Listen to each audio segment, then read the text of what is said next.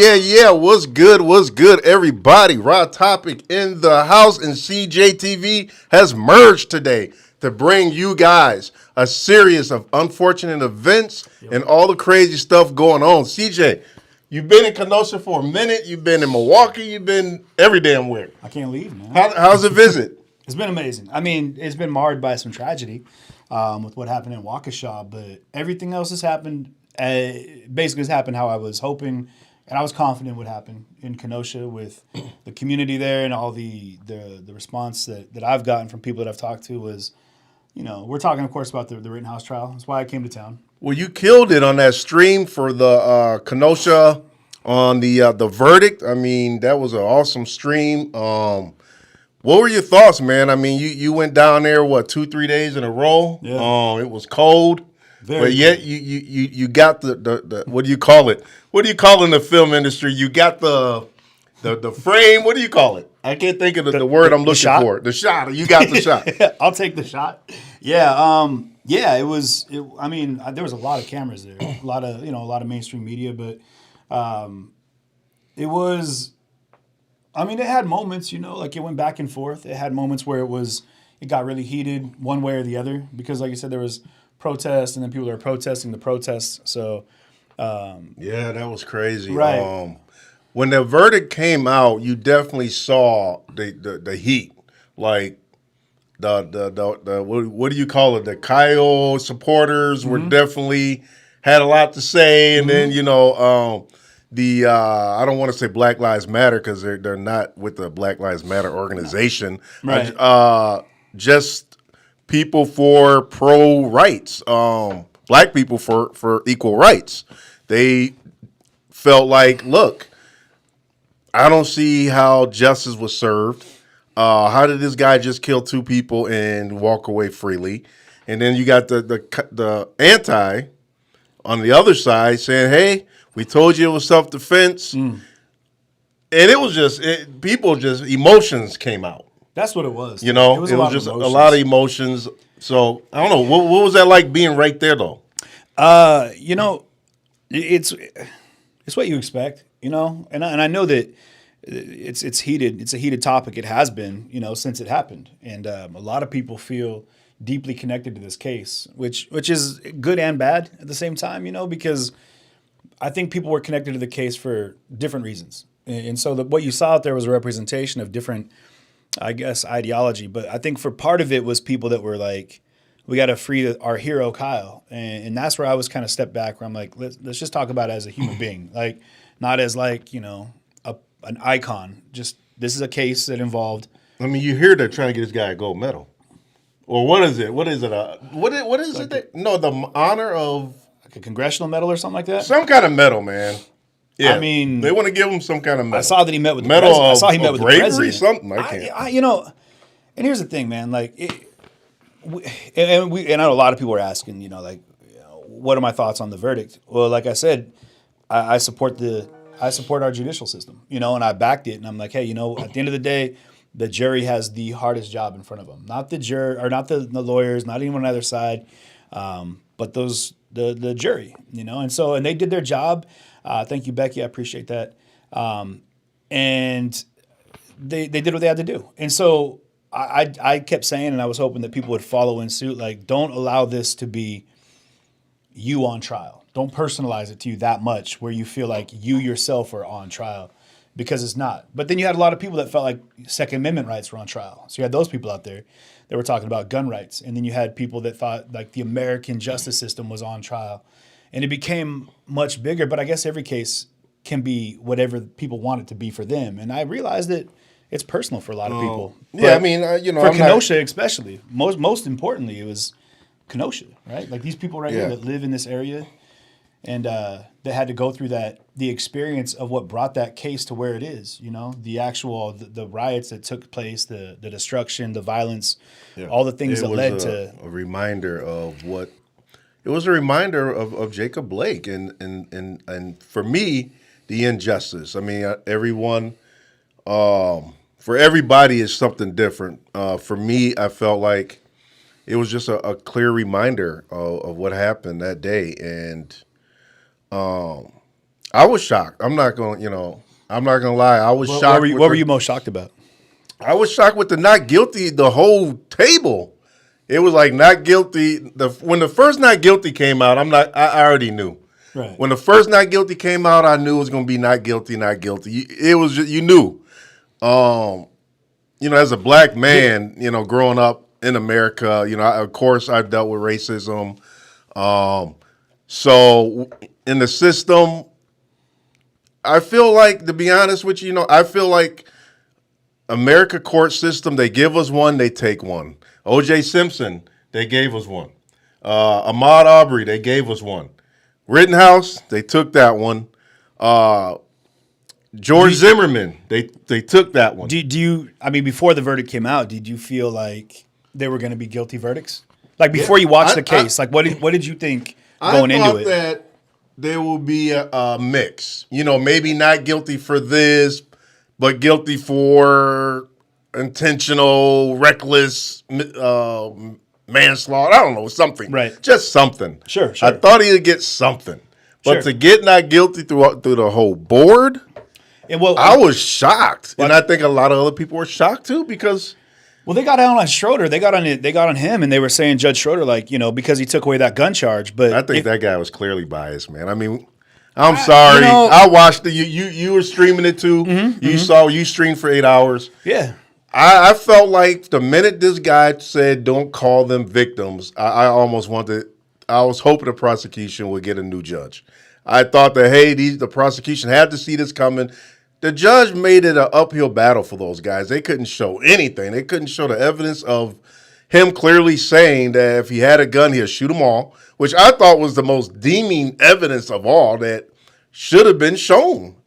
And when they took that and said, hey, you can't show that, I said, man, they're taking everything. You know what's interesting? I didn't even see that clip until yesterday. Really? I hadn't, where it's just the watching people kind of looting, I think is what's going on. He was watching people, and then he's like, if I had a gun, I'll shoot them all. And I'm like, well, damn. But then, remember what the judge was talking about, was that hearsay. He said it, but was he like, man, I'd love to punch that guy? Was he saying like, I'm going to, or I would love to, and so that's where I think. Well, I felt like it was important to show it though, because he did say it and he did it. Why not show I thought that was some really good evidence right there. Here's the issue that I had was, I was there, right? Like I was out there during the riots. I had so many hours of footage. If you were to watch it in its entirety and then listen to what prosecution was saying, that's where I feel like they kind of set themselves up for an uphill battle. Like they were already ice skating uphill to begin with because they were trying to paint this as a peaceful demonstration that like Kyle Rittenhouse showed up at with guns blazing. And I can tell you very much so it was entirely different. I heard gunshots every day, like the entire time I was out there. Like there was guns being fired everywhere. People with guns everywhere. Armed citizens everywhere. Cars exploding everywhere. Buildings burning down.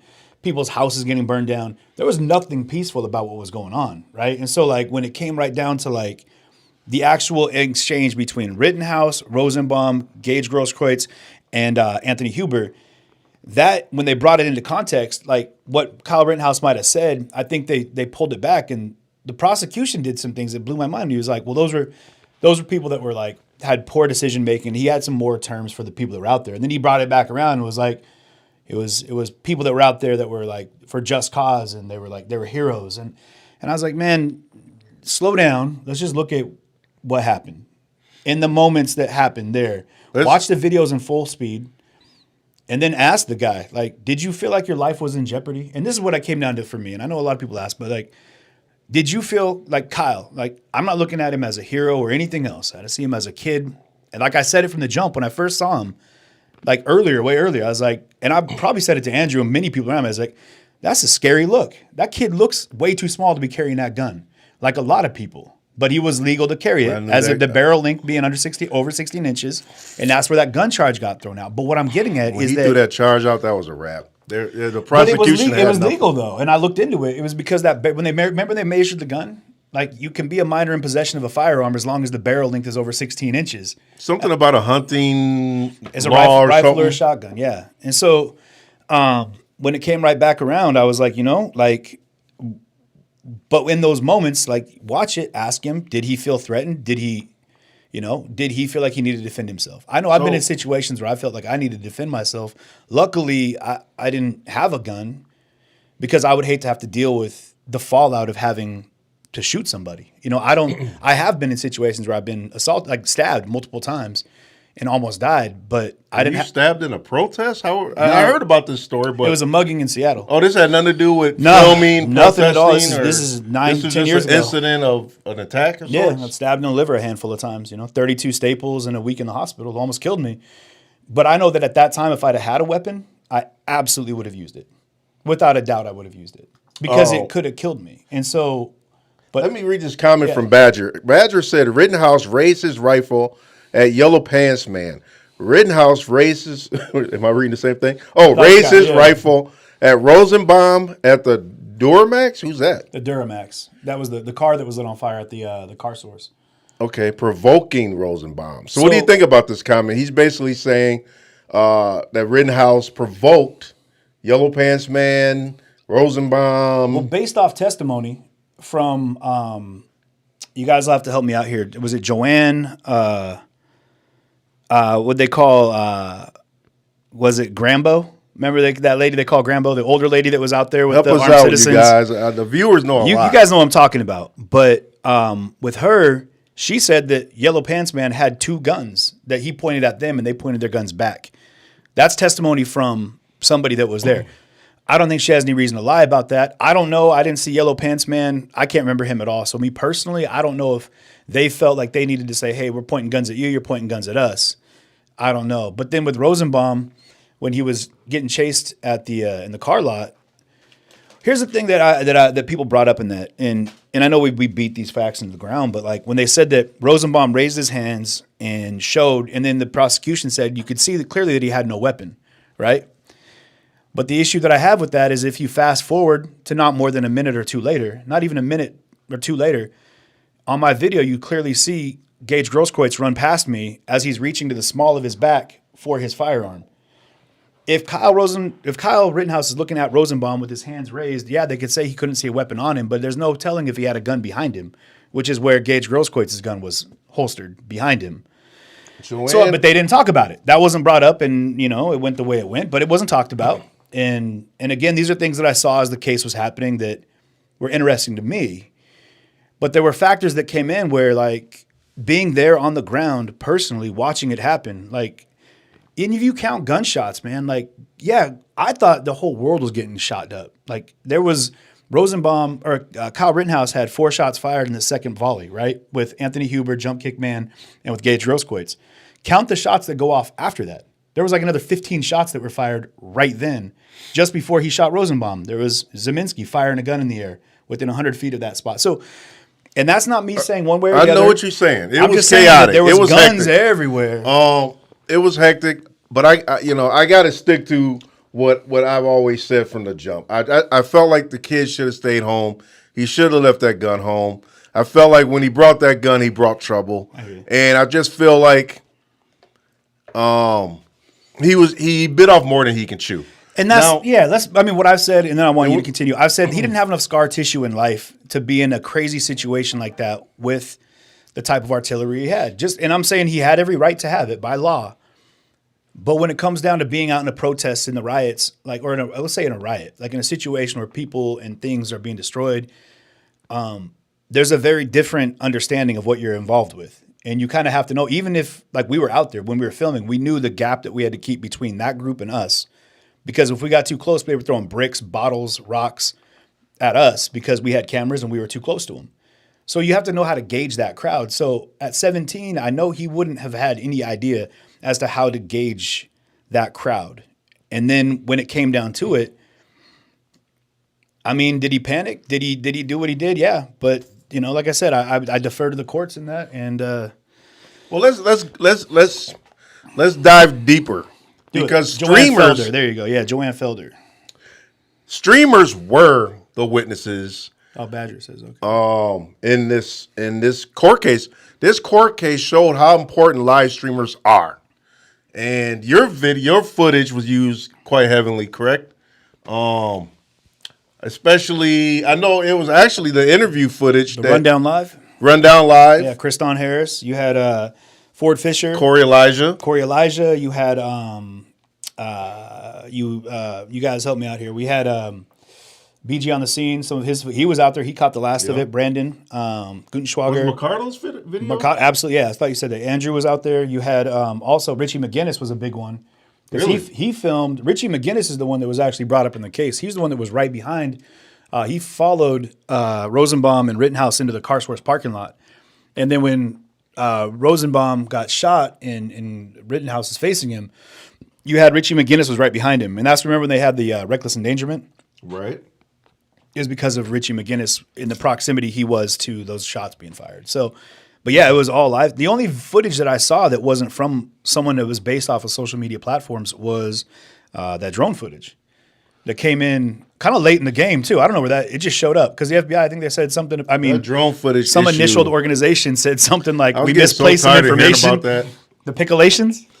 Yeah, the back and forth between the defense and prosecution about this drone footage. They spent all day about that. Dude, you sent it late. Oh, the real. pixels weren't the right ones. Oh, it's got to be the same. It was just dumb to me. It just wasted a bunch of time. Yeah. But yeah, like I said, streamers' footage was what made this case, and you kind of broke that case wide open when you caught the prosecution's witness in a bold-faced lie, which I don't agree with. And I was pissed about that because we needed what we could get with the prosecution. The Like I CarSource said, owners, yeah. I felt like it was a kangaroo court, okay?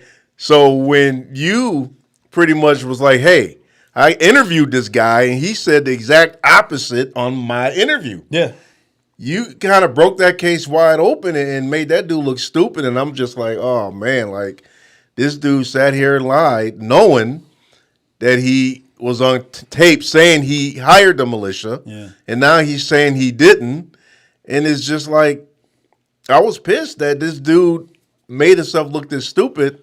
But again, it was the live streamer's footage that brought this case to life. So tell us a little bit about that piece of footage of you remembering, hey, I interviewed this guy saying the opposite of what he's saying under oath. What was that about? You know, a lot of that was legit, like the stream. It was the viewers that did it. And that's why this live stream world is so important, because that decentralized media, it doesn't just decentralize the viewing platform, it decentralizes the observation platform as well. You know what I mean? So you've got, at one point I had 87,000 people live on the stream watching that happen. That's insane. That's 87 concurrent viewers? Concurrent, all at the same time. So we had almost 90,000 people watching it happen. Like, if you want witnesses, so that night was that's like 90,000 people. Record-breaking stream night. For me, absolutely. I've never seen that many broke numbers. the internet right there. Basically, that had millions and millions of views. But what it did was it gave us 90,000 sets of eyes on an event that people could look at, see it, deduce it, and not have to wonder about someone telling them what they saw. So when it came into court, it opened my eyes to this, and I'm sure a lot of people did, the relevancy for the decentralized media platform being such a vital part of what we're going to see, because no longer do we have to wait for someone, that hearsay aspect. Like, you heard what the judge said, there's volumes and volumes and volumes of hearsay, because you can see it. It's not a matter of what happened, it's what's happening, and we're seeing that in real life. And it's just what it comes down to, which is that there was people there, like I said, in Kenosha, there was people in the surrounding areas that were connected because that was their neighborhood. That was their town. That's their city. Those are their businesses, their friends' homes, their friends' businesses that have been around for decades and decades and decades. Or not decades, sorry. Yeah, well, decades. We're at that. Sorry, it's a little late. It took us a while to get this set up, guys, so I apologize. But what it did do for us was give us a full grasp on what was happening while it happened. And I think that even watching it through the court case was a big deal, because people needed to see it, I think, collectively. And there's people that did a lot of work to overlap streams. They sync things up by timestamps, and then they sync them up by sound. And there was some real deep technological dives that people did to put together these pretty comprehensive streams that I hadn't seen since it happened. I just didn't want to watch it. I just turned it off entirely because I didn't want to have anything. I wasn't really looking to process it in its entirety, which, we all have to do. And I think this case was a big deal for people to be able to process it. And we needed that. I think we can all agree, on my viewers especially, that we've talked about it, and it was a big deal for people to be able to kind of get kind of catharsis of it all, like get it out and be like, man, finally we can close this chapter on that craziness. There's still more cases coming up. Right. Though. I mean, me as a streamer and a black man in America, really trying to push out the voices of black people. Thanks for sharing out the stream. Appreciate you. So for me, I don't have a problem with other people's opinions about Kyle and the case because everybody's entitled to their opinion. You got people that say it was self-defense. Hey, that's what you think. That's what you say. Cool. But me, I always say, look, the man just had no business being there. He shouldn't have been there. And I really wanted him to just learn from the lesson of putting himself in that situation. Because I just feel like if it was a black 17-year-old with a long gun, killed 2 people, I'm sorry, but the guy he is not going to see the light of day. That's my opinion. And I know everybody has their own opinion about that. But we talked about that for a second. It's interesting because, I can never talk to that point. You know what I mean? Like, I keep hearing terms like empathy tossed around in these situations when a race card is, or not the race card, but when race is involved. And I have to remind people, I could never be really empathetic to your cause. Like, empathy means that you understand it in its entirety. Like, I've been there. But I've never lived a life of a black man in America, right? Just like you've never lived the life that I've lived. So when people talk a lot about the hardcore white privilege, and then we talk a lot about these other things that happen, like had he been black, it would have gone different.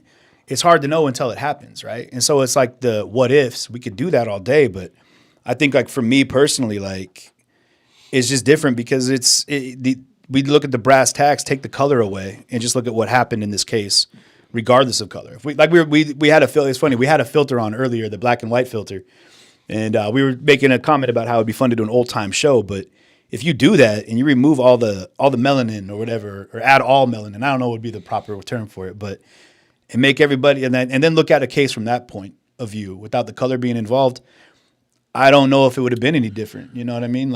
But it might have been, and that's the thing is never know. I see what you're saying, and I respect that from your point of view, and like you said, being in your shoes, you wouldn't understand coming what a black man feels like. Mm-hmm. Me as a black man, I know if that was me at 17 that I would not have a $2 million bond waiting on me. Mm. I can't see nobody raising that for me. I would be sitting in jail waiting. And do you think you'd be any more guilty than Kyle Rittenhouse was found? By the letter of the law? I think that judge would have been a different judge had it been me and not Kyle. Had it been a black 17-year-old, you wouldn't have seen that judge the way he was with Kyle. So to me, he was coddling him. It was like his grandchild. And hey, my channel, man. I say it like it is. Yeah, man. I say what I feel. Yeah. But that's what I saw. And the reason black people are so upset is because we know that if it was a black 17-year-old, this would not be the case. He wouldn't walk out of that courtroom like that. He'll be a thug, a gangster. He wouldn't be no hero. Ain't nobody gonna call him a hero. He'll be a thug and a gangster. That's what he would be. He wouldn't. Ain't nobody gonna say, "Oh, you a hero for killing those people." No, they're gonna, And I like the example that I used a couple times before. If it was a mega rally, and a 17-year-old black man killed 3 Trumpers, ain't nobody gonna call him a hero. They're going to call him a gangster that was at the mega rally, and that's a wrap, man. Yeah, but, I mean, we got to pull that. I'm just saying, if you change the tables around. But that's an entirely different scenario. If someone just walked into a crowd and started mowing people down, right? Well, that'd be different. I'm kind of thinking of the same scenario. There was that D.C. shooter, right?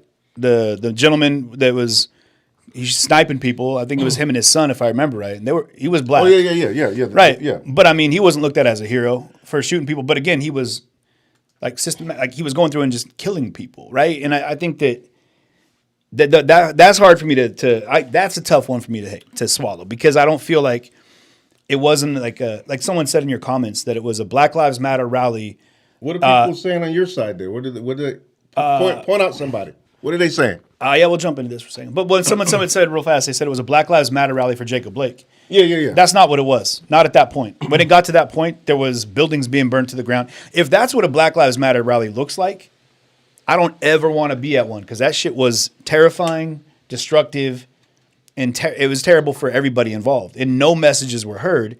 Even the Blake family condemned that. They said, we don't want this. That's not what we want. So when we talk about it being a BLM rally, like, that's not what it is. And then we get into the nitty gritty about BLM, the movement, BLM the organization. But beyond all that, I think we could take that off the table. It wasn't a rally that was there for Jacob Blake. Though that is where this all started, right? It all started with an officer involved shooting. Are you basically saying it went too far? Absolutely. Without a doubt. That absolutely. I don't ever get behind. I know some people say that riots the change comes from riot. I was watching an interview the other night and I turned it off because it was just driving me nuts. But no, it didn't. It definitely didn't need to go that far. It shouldn't have gone that far. It absolutely shouldn't have.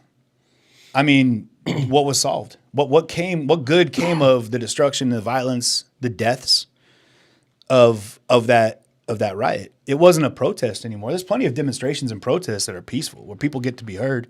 You know what I mean? And but can you admit though that a lot of that damage, a lot of what happened, I think it was out of towners. Absolutely, 100%. People that came down to instigate. A lot of those people starting stuff from fire had nothing to do with the movement. They were just starting shit on fire and walking away. Right, and that started the chaos. That's where the chaos started. I agree, and that's exactly the point I'm making. It wasn't people that were there for a positive cause. Like I talked to the folks in Uptown. Actually, I talked to my guy Mike at Fade City up in Uptown, the mayor of Uptown, and that's a predominantly black neighborhood. And he said there was people there with maps. Like, they pulled out maps that they were throwing out of the neighborhood that were just looking to start fires and loot, and that they were kicking out of that neighborhood. So that being said, yeah, I think it adds even more substantiation to the fact that it wasn't a BLM rally that just had a bad moment, like a bad egg that showed up because he didn't like black people. You know what I mean? Which is how this Rittenhouse thing got painted, as if he was out there hunting black people. And I think we've added this spin on it because that's what you hear from mainstream media. You know, depending on what channel you watch, they're like, no, he was a hero. No, he was out there savagely hunting people of color. And it's garbage, man. We got to turn both of those channels off, go back into the streams and watch what happened, and then go ahead and make your own assessment. You know, I never accused them of hunting black people, nothing like that. All I'm saying is that the kid shouldn't have been there. The kid, it wasn't his fight to fight. If he wanted to be a medic, if he wanted to help people, he should have brought his first aid kit. He should have left the gun at home. Well, that's what Gage was there to do, right? To be a medic, and he had a gun. Yeah, but I don't think Gage ever intended to use that gun that night. Well, he pulled it out. I don't know why he had it, but I really doubt he would ever use it. Well, I mean, but there's where the hearsay comes in, because he pulled it, pointed it, and then testified under oath that he didn't get shot until he pointed that gun at someone else's head. If it were me and I'm looking up at the barrel of a gun, I was looking at it from behind him. I watched him point the gun at someone's. And again, I have no skin in the game here, right? I have no horse in the race. So looking at it just analytically for the facts, a gun's pointed at someone's head, and then a gun went off, and that person was shot in the arm that they were holding the gun in. And they could break it down a million ways they want. Slow frame, pick it around the corner. But when you look at it for what happened, that is a moment for me. If it was someone in my family, if it was you, like as a friend, I would want to know that if you could defend yourself, and I'm cringing in the moment someone draws down on you, I'd pray to God that either A, you were able to get out of the situation, or B, you had something to defend yourself with. Because I wouldn't want to see your life get taken. If it was my sister, if it was my brother, if my mother, I would pray to God that she had something with her that could protect her from that moment, right? And that's the moment that they were in, not us. We weren't there. I was watching it happen, but it wasn't me getting drawn down on, and it wasn't me having to look up at that gun. Same thing with Anthony Huber. I would pray to God that, like, I saw it happen, I was like, just don't. The kid's got a gun. If he did just shoot somebody, like people were screaming, get him, smash his head in, fuck him up, whatever. Let him go, man. Let me ask you this question, since you bring that up. Yeah. So this case was self-defense. This was what the defense tried the case as in court, that the killings were self-defense, right? Right. So do you honestly believe, and I want your honest opinion, that Had he not used his gun that night, shot people, do you think he would have been killed this night, or do you think he would just got a good ass beating? What do you really think? Very good possibility he could have got killed. I looked up. Someone said that a skateboard's not a weapon. If you guys Google that, Google skateboard beatings. I did it immediately in the court case, and it came up with like 5 videos of people getting their heads smashed in with a skateboard. Some guy down in California smashed in 2 homeless people's heads with a skateboard, killed them on the spot. That's dead. I mean, I used to skateboard. That's a dangerous weapon. It can be. Anything can be used as a weapon. This chair, this microphone. But do you think these people, this crowd, would have killed him that night had he not fired that weapon? I don't know. I know that someone had a gun. Was it that rowdy? Was it that absolutely type of environment? Absolutely. I mean, you got to remember, man. Like there wasn't just that. There was guns being fired everywhere. People were popping shots. There was people on the rooftops with guns, like, and not just these armed, as people keep saying, these militia guys. I met some people in a restaurant the other night that came up and they were like, yeah, we were on top of one of those buildings because we were asked by a building owner. Luckily, we never had to engage with anybody, but we were on a building and we watched people coming up trying to light tires on fire in front of these stores. They were trying to they were looking to light, they were coming up on little scooters. He said a scooter is how he worded it, and trying to light fires. And they were like shining their lasers on them, trying to scare them away, and they would take off. But that happening, all of that going on, absolutely. Do I feel that Kyle, like I said, I feel that he was undereducated in life to be in that situation. I mean, he hadn't been in enough like fist fights or scraps or things like that to be in a situation where he could have been able to gauge the full magnitude of the threat level he was in. And that's just me looking at it from where I stand in the life I've lived in the many decades that I've been around, right?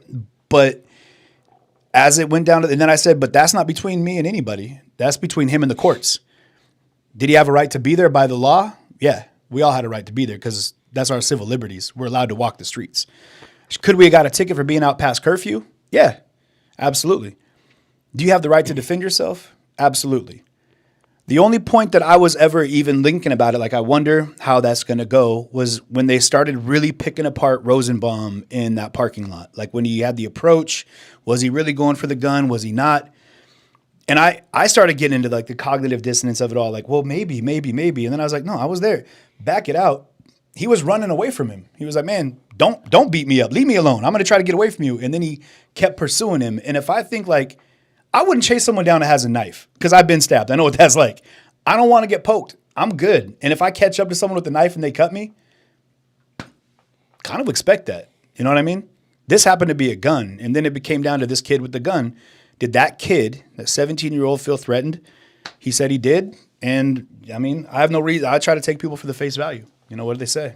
Elvis said only ones supporting Kyle are those afraid of losing gun rights.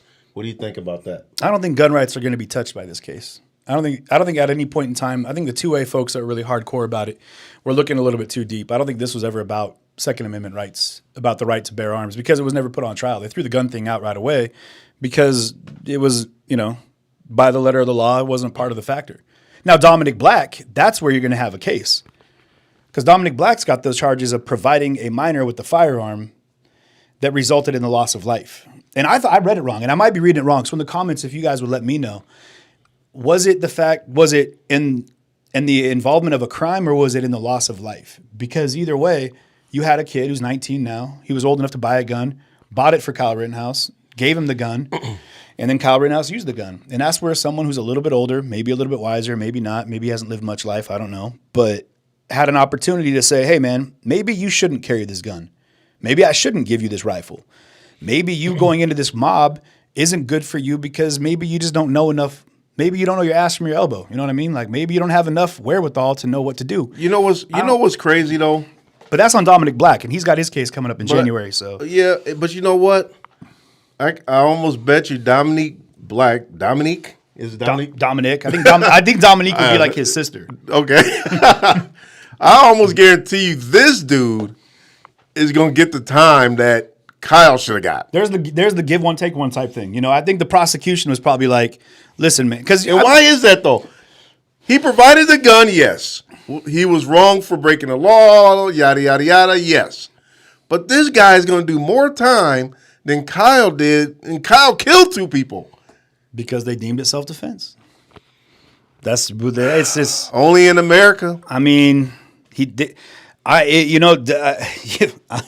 When you put it in it does sound odd when you put it like that. But we'll see. Maybe he won't. Maybe he is looking at 12 years though. Let's play a quick clip and hear what Kyle had to say in this interview. Check this out, people. Run it.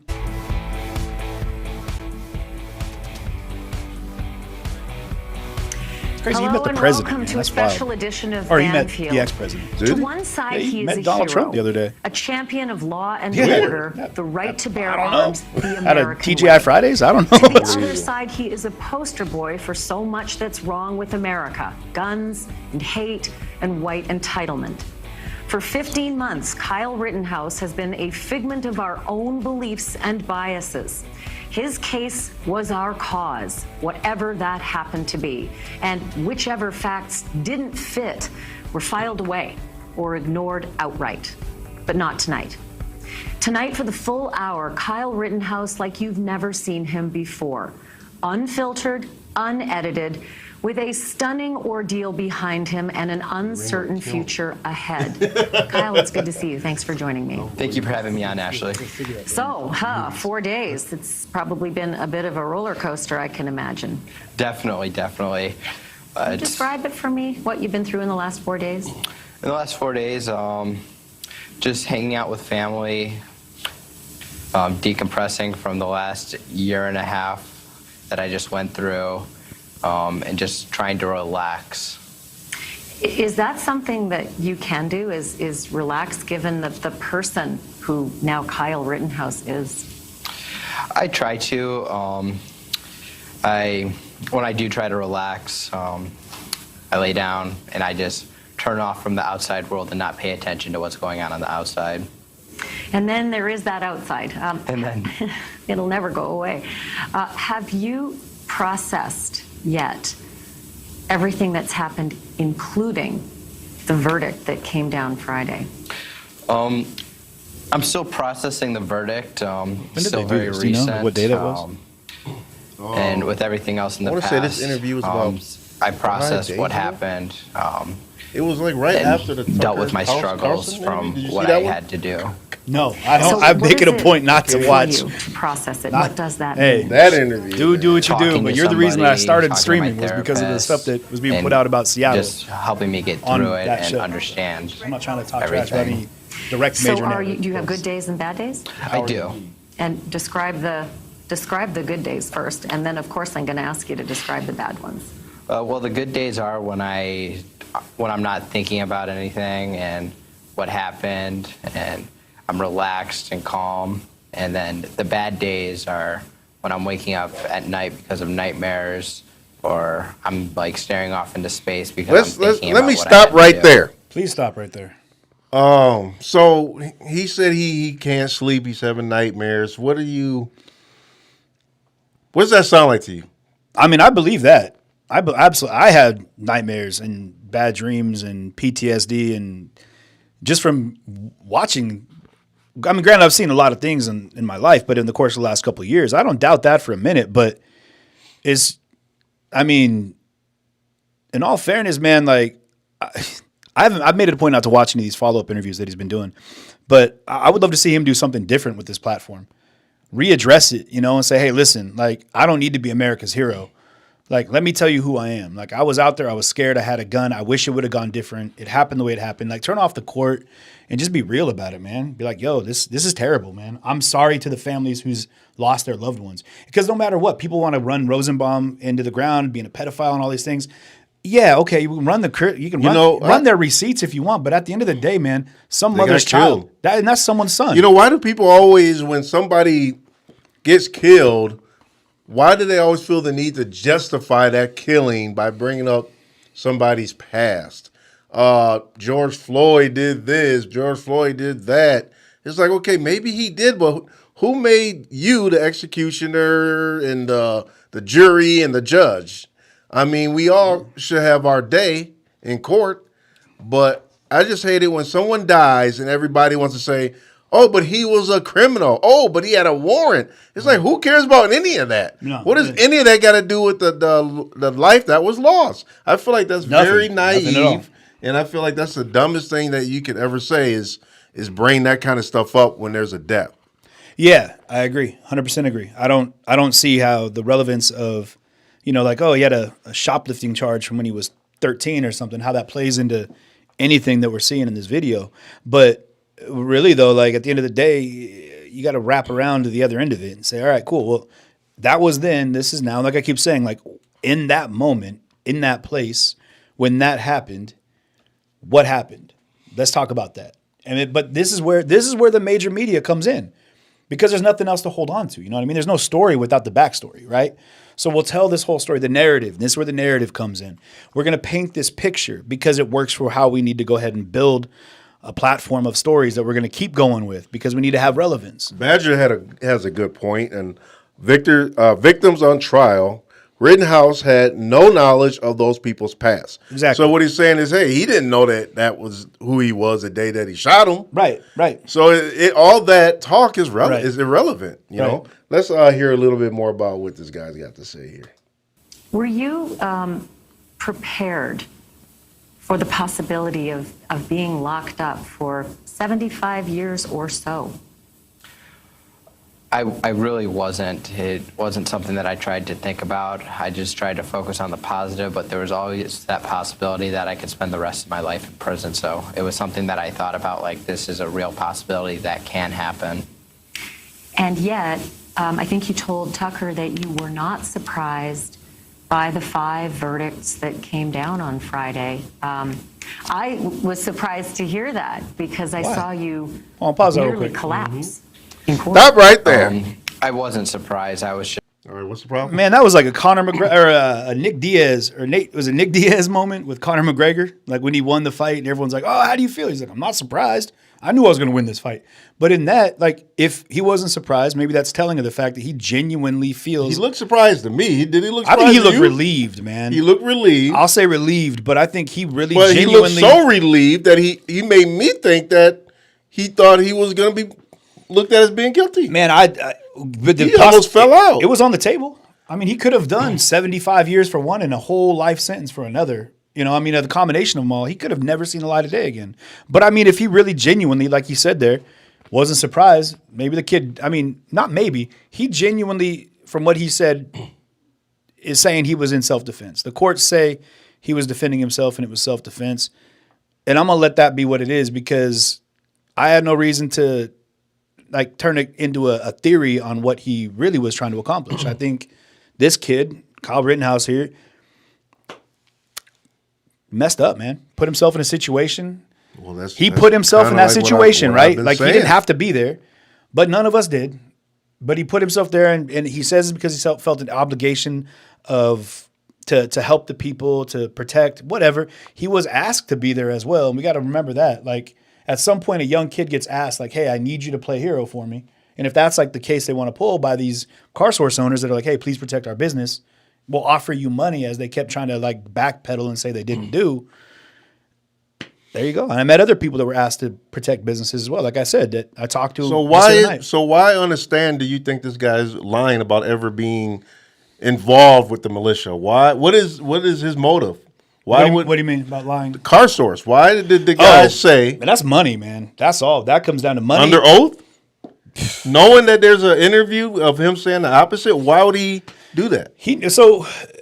Because he's looking at civil suits, I'm sure at this point. So there's a couple things that happen, right? So you've got for the car source owners, I would imagine right now they had GoFundMe's out. They're looking to get state assistance. They're looking to get any relief they can get, any money that'll come back in to help rebuild their business.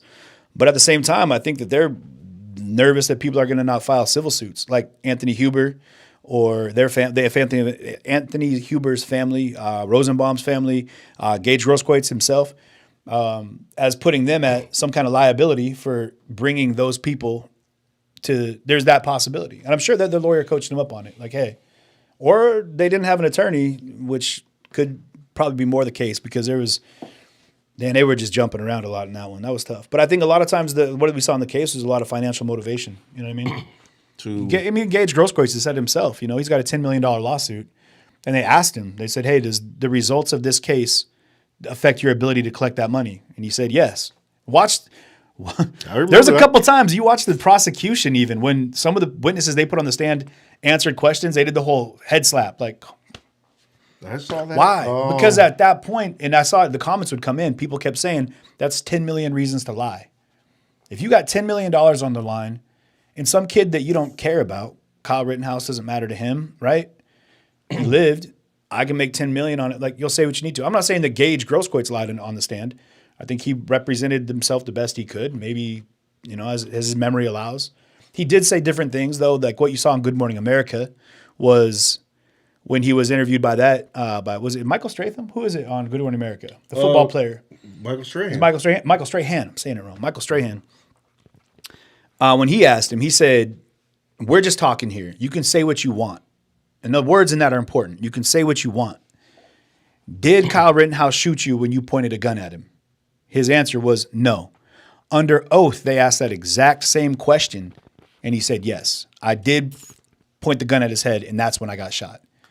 So you see two different stories coming out of that. And so I almost tipped my hat to him because on stand, he said one thing, but out in the public limelight, like where Kyle Rittenhouse is in this interview, you have an opportunity to say things different because it's not under oath. You're not going to be worried about being brought up on, What do you think about this? Because a lot of people who was there that night can swear up and down. Badger says, in the liability of KPD pushing the protesters out of the park to the location of the militia. Now, you were there that night. Yeah. Do you think that KPD was pushing the protesters towards militia from what you saw? Without a doubt. Absolutely. I was, and here's the thing, like, it's tough. So all right. It's tough to go ahead and address it without like trying to paint a terrible, like trying to put somebody in a total bad light. Because remember, these orders come from somewhere way up here, right?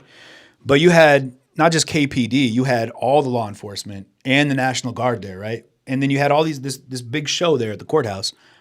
And you watched my video, you can watch it and many others. Like I was saying it even then. I'm like, don't push these people away from here. Let them stay here. Let them stay right here in front of this big fence, in front of this big building, because you got big tanks. Those Bearcats, the MRAPs, you got a lot of artillery. Let them stay right here in front of this because you can control this environment.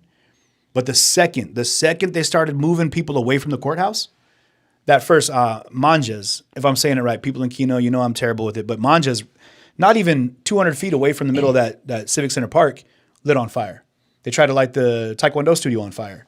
And then the car source is right there. You can see it from right there immediately. The school, Reuters, got smashed up.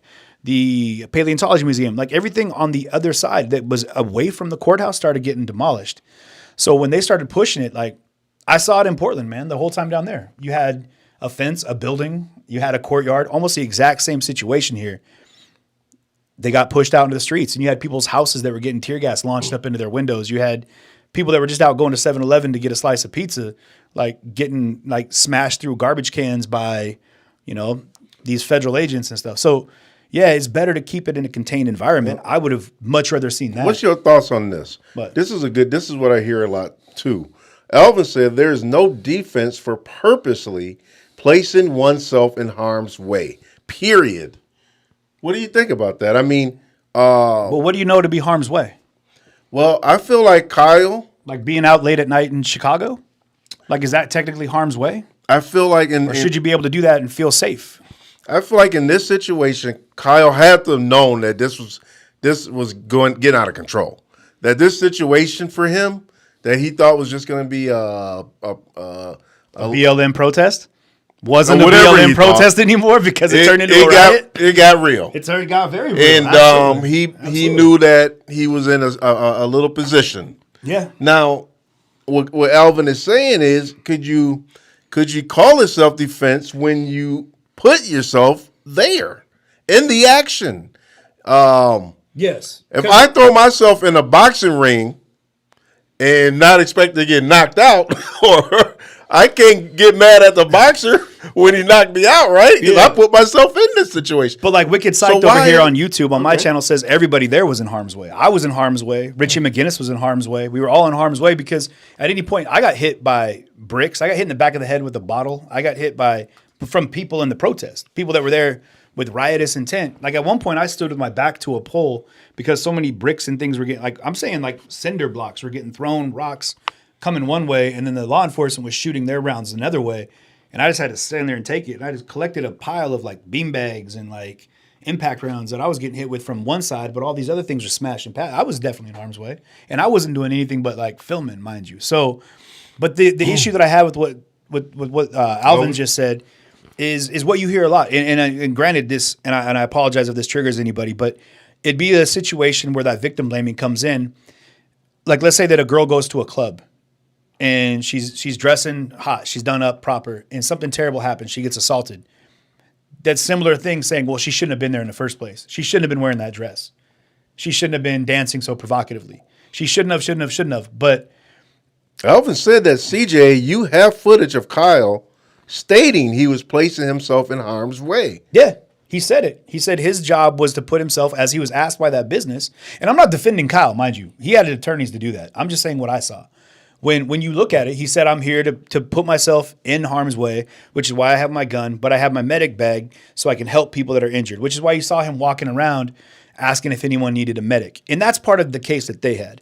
He wasn't walking around saying, hey, you shouldn't be here, you're black. You know what I mean? That wasn't, which is why a lot of the major media is trying to paint him out to be this racist, like loaded, half-cocked gun. Do you believe Kyle when he said that he backs the BLM? Because in the interview, I don't know if you saw the interview. I don't think he really even knows exactly. You have to be out here for, you have to be out here for a while to even understand the full range and the dynamics in BLM. He said he respects the Black Lives Matter movement. But that's what he said. But again, we got to remember, like, what does he consider Black Lives Matter, the movement, and not the organization? Because I've seen it on many levels where the organization itself is, I mean, even at the verdict, there was no one that had an official capacity that said they were there representing a chapter of the Black Lives Matter organization. You know what I mean? So when we talk about these things, you guys got to look a little deeper and remember that, like, just by blanketing it, just because, like someone was saying on the court steps, because someone's wearing a BLM shirt doesn't mean they're like the chapter president of Black Lives Matter, like Chicago. You know what I mean? Like the one guy said it. He was like, I wear Black Lives Matter shirts because to me, my black skin matters. And that shouldn't trigger anybody. 100%, man. Why wouldn't you? Like that's 100%. But when people get behind but then it comes a uniform for some people. They say, well, you're wearing that, and that's a uniform for this organization. So the reason I asked you that question it's sticky. was because I know that you've heard that Rittenhouse has been accused of being a Proud Boy, a KKK. I get accused of being a Proud Boy all the time, just because I interviewed him. You know what I mean? And then I see, but it's not true though. That's the thing. You know, I've been accused, yes, but am I a Proud Boy? Absolutely not. Am I a member of the Klan? Am I a fascist? No. What started that whole thing anyway? I interviewed some Proud Boys, but not just some Proud Boys. Not like, hey, we're all hanging out having coffee. I went to what was the first time I interviewed the Proud Boys, if I remember right, was the one in Portland.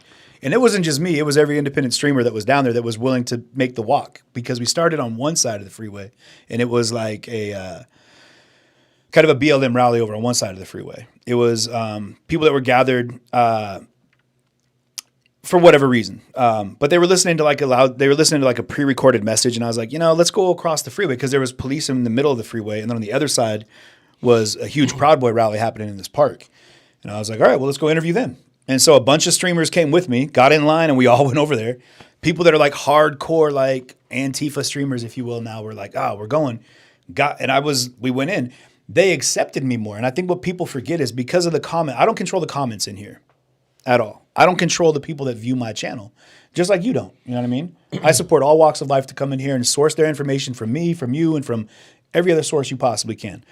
But what happened was I got a lot of love from the more conservative, like, I don't put titles on it, the Republicans, conservative, whatever, the right-leaning folks, when that flag came down in Kenosha and I picked it up, saved it, and then gave it back to the city. That was a turning point for people. So when I was at this rally, you had a lot of Proud Boys that were coming up, shaking hands, saying, thank you, thank you, thank you. We appreciate what you did there.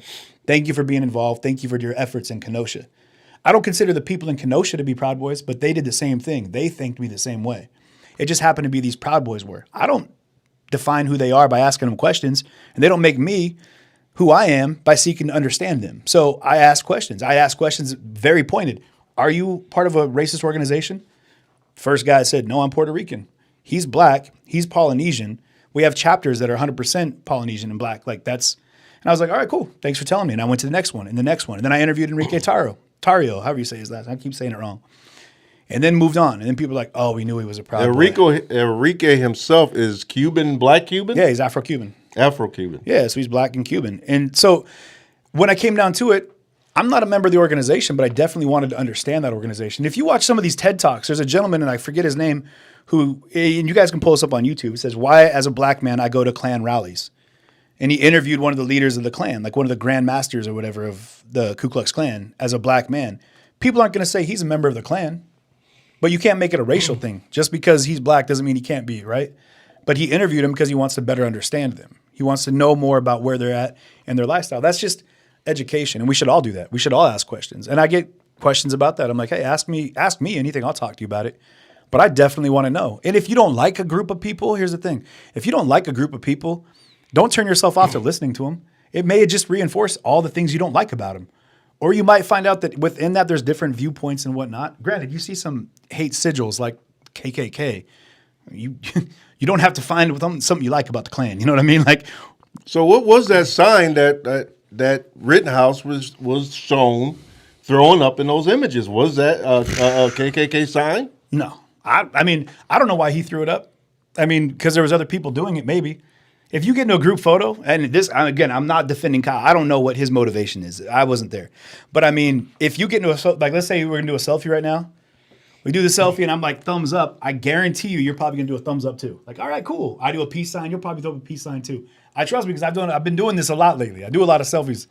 That's kind of the thing. People just kind of mimic. And who knows if that dude did it and he was like, oh, okay, cool. I'm not even going to do it because then someone might be like, all right, we caught him. Screenshot that. So your gut feeling, No. I know you don't know Kyle, but your gut tells you that Kyle is not a racist? I don't think he's old enough to be a racist. I don't think he knows enough of life to be a racist. I think, honestly, man, real racism is something that you have to learn. You're not born hating someone of another color. That's something you're taught. Were Kyle's parents racist? Is the area he grew up in, I'll say this, did he grow up in an area that's all white? No. This area out here, all of this area, Chicago, Milwaukee, where Kenosha, for those that are watching, you guys that don't know, is nestled between Milwaukee and Chicago. Very diverse cities. And in that, he was around people of color his entire life, I would have to imagine.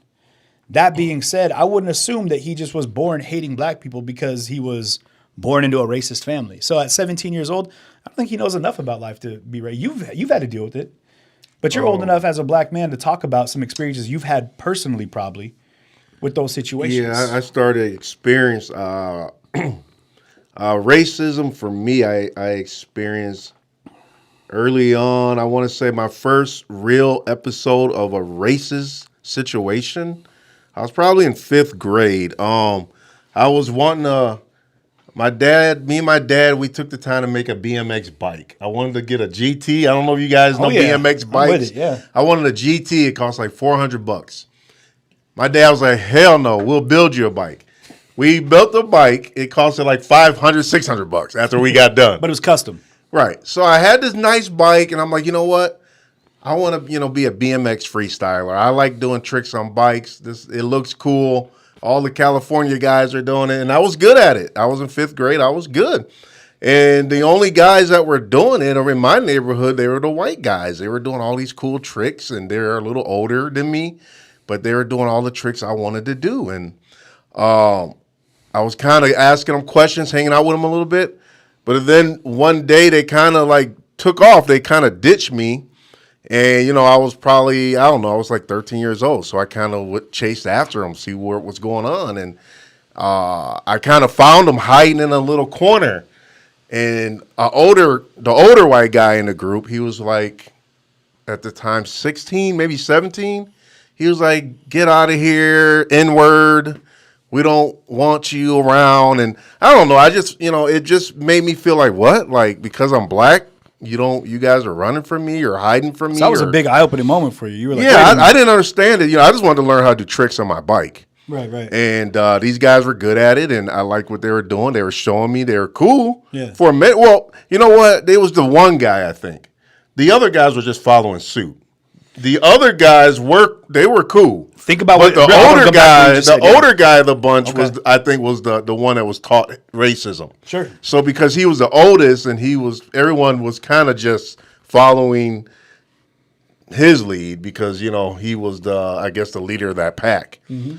But that was my first taste of real racism when someone really called me an N-word to my face. Right. And I couldn't believe it because I never was called that before, and I didn't know that people cared if I was black or whatever. And where were you at in this? This was Racine, in Racine.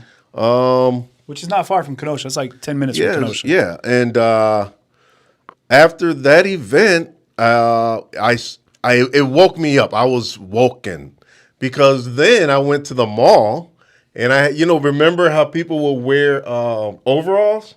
Oh, yeah. Overalls were in style at one point. Chris Cross brought them in. Chris Cross, right? And I would hang one of my overalls.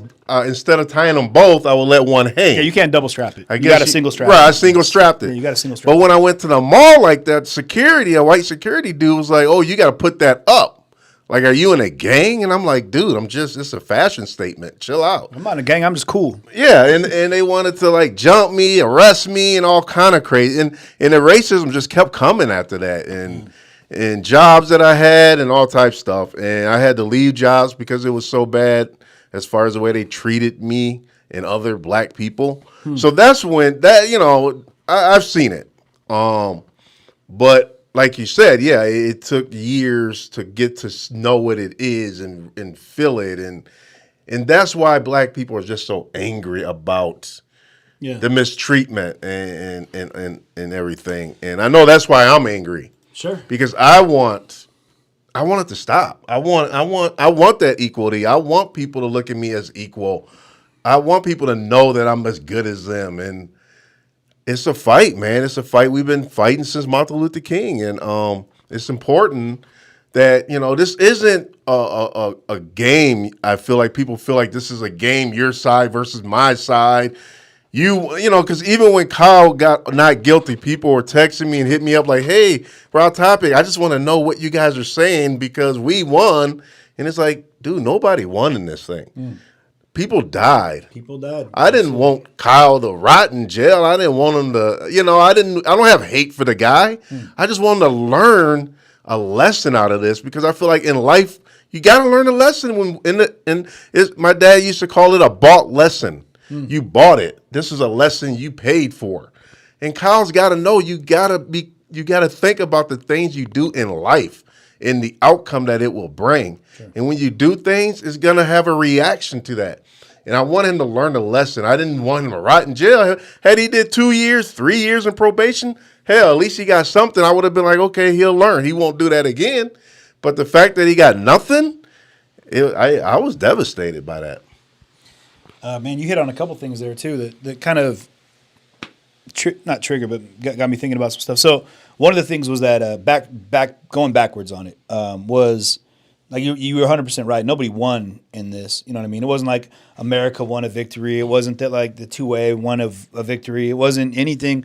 Kyle just avoided charges because the court of law deemed that he was defending himself. I want to address what the comment was. Yes, at any age, you can be a racist. I mean, mind you could hate someone of another race at any age.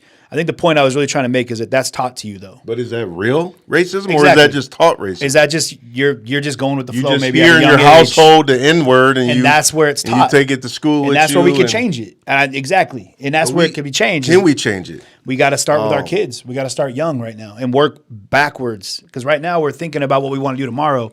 We forget that behind us.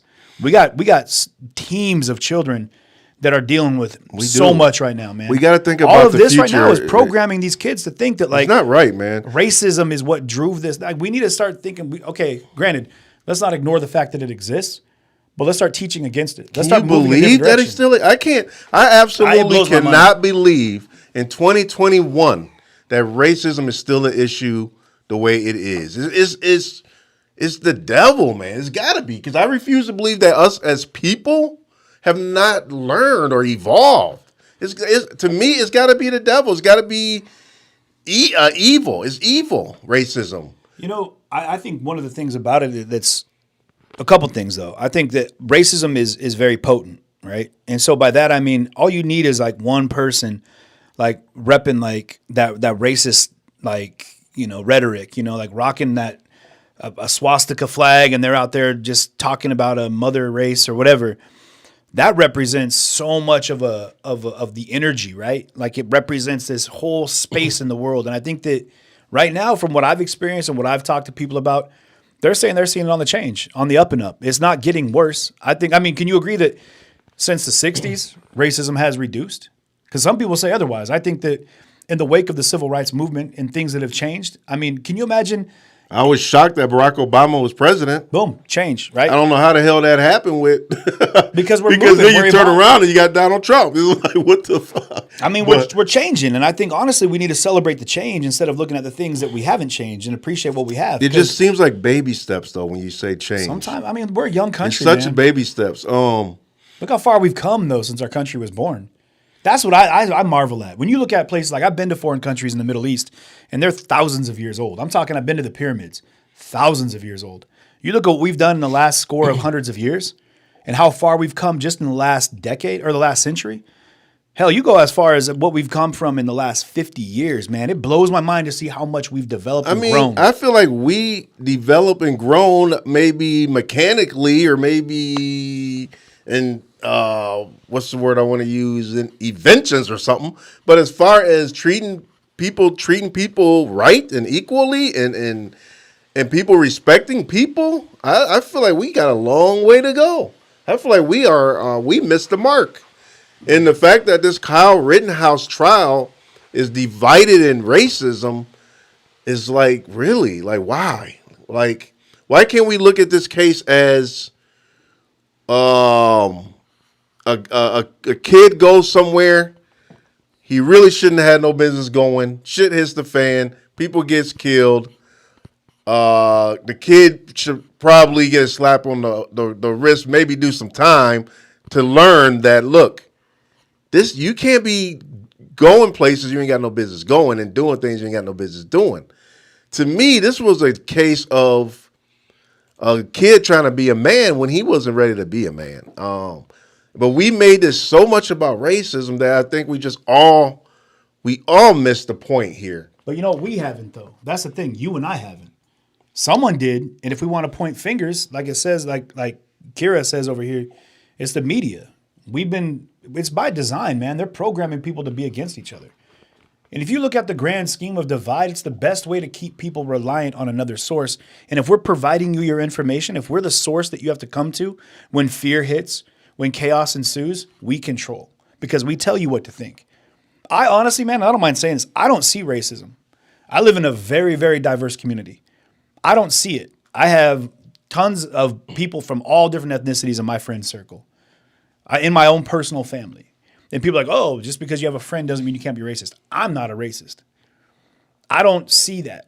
I've also dealt with all the same oppressive things that anyone can say they have to. I mean, grew up in a predominantly black neighborhood, like as a young man, you know what I mean? Like I was the minority growing up through all my Where did you young grow adolescence. up?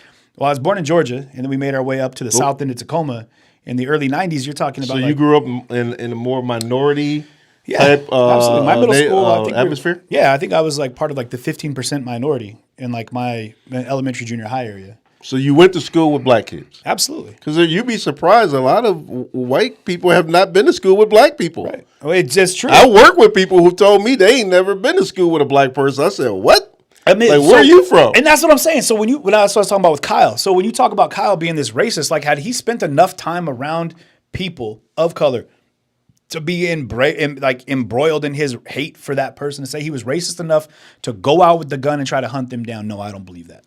I do know that right now we are in a progressive motion, but we can go ahead and find ourselves, if we look at it, on a precipice. If we allow major media and we allow these outside sources to keep feeding us racist rhetoric and keep making us look at each other as opposites, instead of saying, hey man, we're all one nation, one love right now. Like we are collective. Let's do that and talk about a change and take the race out of the fact that we need to focus on our youth, not the young black kids, not the young white kids, on the young children, and give them the platform they need for tomorrow so they don't have to worry about even having this conversation. What do you How think great will about it be in this? 30? You think we'll be still talking about racism in 30 years? Oh, yeah. You think? I don't Yeah. think so, man. I think there'll be Yeah. so many biracial people, you won't even be able to talk about it anymore. You know what I mean? Yeah, I mean, I believe that's true as far as biracial and people, but there's still going to be evil. And I feel like as long as the devil walks this earth, we're going to have racism because racism is evil. And and is hatred, and hate is evil, and hate is the devil, and the devil ain't going nowhere. The devil is pretty much alive. Agreed. So I believe as long as people walk this earth, racism will exist because it's generated and is fed through evil and hatred, and it's sad that we will never probably live a life to where we can all really be equal and really be as joyous as Martin Luther King dreamed. But you know what? I hope there is a breakthrough, and I hope everyone turns around, man. Because right now we are in trouble as people if we don't make a serious change in how we treat each other as people.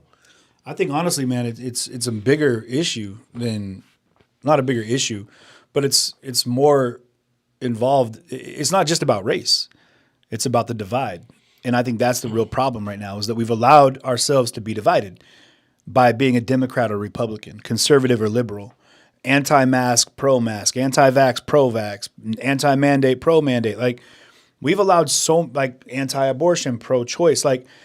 All of these different things that have come into play have just pitted people against each other because of like basic ethological beliefs or philosophical differences. But at the end of the day, if we could look past that and appreciate like, hey man, I don't have to agree with you, but I can still love you. We can still work on this together. We can still be healthy and appreciate that you're allowed and encouraged to have your own opinions and views. If you don't, we're never going to grow and learn because we need that agitated understanding that there's a different way of looking at things. And what happens is we've allowed so many things to come in and divide us. In this last 2 years, all divide. And I've watched it like from DC back to Seattle, all across the country and all the places I've been. Just watch people like fighting over the most inconsequential bullshit. Like things where I'm like, hey, like over the president, Trump this, do that. Get over it, man. I tell you what, you're still going to have to ride to that carpool to work on Monday after that election with the same people that you were fighting about for what? You know what I mean?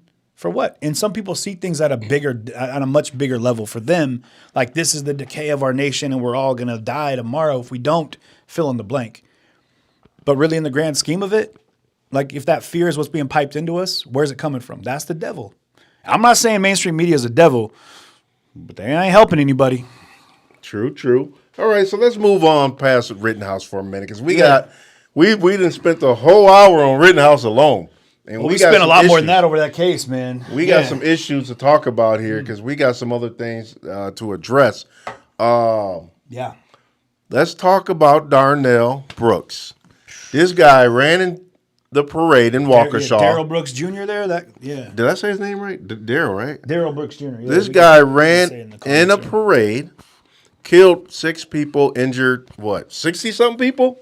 60 They plus. said 48, but now it's 60-something. 60 people. There was unreported injuries from people that drove themselves to the hospitals and stuff. Okay, so here's the thing. Real quick, though, you know what the first thing they said about that? That it was a Black Lives Matter retaliation. That it was a racially charged attack. Yeah. There you go. We don't know that, but the first thing the major media glommed onto was like, we looked into his profile. He supported this group or that group. It was racially motivated. Ask that man. Did he go out? He said that he was running from a knife fight. He didn't say he was out there to hunt white people. He didn't. But other people would say, well, that parade is predominantly white because of the area. So a lot of people came right out and said, F Black Lives Matter. I'm like, what they got to do with this? Nothing. But major media played it out. They played that out. And I'm going to stop major media. There was bigger things that came into play that said, hey, this is racially charged. And I'm looking at it when I got there and I'm looking at that street. There, you can't cherry pick a crowd, man. Like you had Girl Scouts, you had grannies, you had school marching bands, you had little children on the side of the street of all different ethnicities that were just dancing and enjoying a parade. And then you had this guy, this one person, not representing. He didn't have banners hanging off the back of his van or that SUV. He didn't. So why did just come from a rally and say, "I'm going to go get him"? Why did everybody assume that it was Black Lives Matter fueled? Sensationalized fear. That's why, because they need to have that. If they can do that, now they have a story they can pick apart. Well, was he part of like the Muslim Brotherhood? Was he this? Was he that? What can we do to better sensationalize this fear factor so we have something to talk about? That's not what it is, man. That's not. I mean, do you think that guy was after what you've seen? I don't know. I haven't talked. You know, I don't think he drove into that. From what I saw, and my opinion of this guy, I don't think it was racially charged. I think this was a dude that was either on drugs. My 95% tells me he had to been on something that night to drive into a crowd like that. You got to be on some kind of drug. There's something there. He said he was running from a fight or something, but you in your car. What you running like that for? You safe. You in your car. Yeah. And you gonna go towards people? Like, it don't make sense. But I don't think it had anything to do with race. I really don't. I don't think this was a retaliation. This wasn't a Black Lives Matter. It could have this been was PCP. just a We don't know dumbass that. dude Right? who did something dumb. Now, since we brought him up, let's pull up a video regarding this guy real quick here. When you mention, as you're pulling that up, man, I can talk. When we talk about evil, that's the kind of stuff that I think when I look at evil. When I got to that scene and I'm looking at that road, and there's little kids' parkas and mittens and beanies that are covered in blood, and there's bodies that are being pulled out on gurneys. That for me, that's pure evil, man. That to me is that felt evil. The license plate and determining who was behind the wheel. Tonight, we also know that the accused driver, 39-year-old Darrell Edward Brooks Jr., was free on bond from a felony arrest earlier this month when he allegedly ran over a woman at a gas station. The last thing I heard was the band music, and then I heard the vehicle, almost the engine revving, speeding along the route, and then just heard a loud bang and screams and cries. People in pain, fear, and agony. When this red SUV raced down the parade route, police say the man behind the wheel had been released from jail less than a week ago in a domestic violence case. Darrell Edward Brooks Jr. was free on a $1,000 cash bail that prosecutors now say they are reviewing because it was inappropriately low. This afternoon, Waukesha authorities say there had been a domestic violence police call involving Brooks just before the parade incident. We have no information that Brooks knew anybody in the parade. But I will say this, we weren't able even to respond to that domestic call before it actually, so we couldn't even investigate it. Brooks' criminal history begins in 1999 at age 17 when he pleaded guilty to inflicting bodily harm. He has pleaded guilty, been convicted, and done time for drug violations in gun cases, domestic violence, and endangering safety, including obstructing police. Now, after what happened here on Sunday, he is looking at 5 first-degree intentional homicide charges with additional counts, according to police, if more victims end up dying. Brooks was free on bond after being charged with a violent November 2nd incident in which police say he was behind the wheel and ran over the mother of his child. And he was free at that time on another violent felony case from 2020.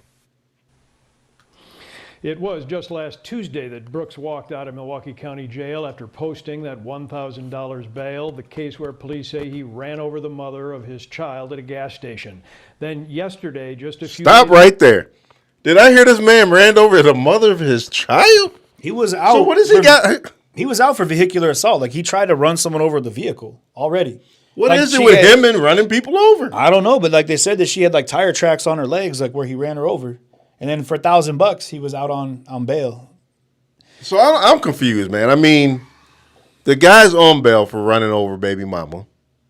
Then you go run over a whole crowd of people. I mean, did he mean to do it? I'm trying to understand, how could this be accident? I really need to know what was going on in his head, because I'm really confused. Man, I honestly on why he did this. Like, if you looked at him when he came into court that first time, like, either a couple things happened right there. Either A, he's just coming down enough, or he's come down enough to realize the full magnitude of what he had done, which was horrific. Like, mowed down innocent people in a crowd, just children, realizing that he just murdered 6 people. Like, when he's hanging his head down and crying in the courtroom, either A, he's realized what he's done, or, which maybe it's because he's just coming down off the drugs he was on or whatever, or he is mentally unstable, man. That dude could just be very well, like, legitimately crazy. He could have some real screws loose, but we don't know. I would love to ask him. In that court case, we should all watch, because I would love to know, to put my mind at ease, so I don't have to listen to people tell me that he was out to run down white people because he was a racist. You know what I mean? I don't want to think that I would like to know it from him. So I'm looking forward to somebody Wasn't this telling guy me. from Nevada? I don't know. I believe they said he was from Nevada. I'm just wondering what was he doing here? Making a music video? I don't know. I mean, that was his thing, right? Like he's a rapper apparently. Well, he has he does music, but he had said some stuff, and you guys, not to look past it, he had said some stuff about white people on his page, about how, knocking out white people. I think the comment came through about even knocking out even old people. He said something. Yeah, he said, someone put that comment up here real quick. It said, wait, don't bring up his past. Isn't that what you said about? Yeah, Patricia, I'm not bringing up his past at all. I mean, at all. I'm just saying he had just got out for what he had done. I'm not talking about the man. I don't know anything else about him. I don't know where he came from or what his background is at all. I know he has a record. That's between him. Let me see, because there's a court case. They said something right here. It says, I've been seeing his post. It says, you all need to start knocking out white people. Even the old white people can get it. And don't. You said that?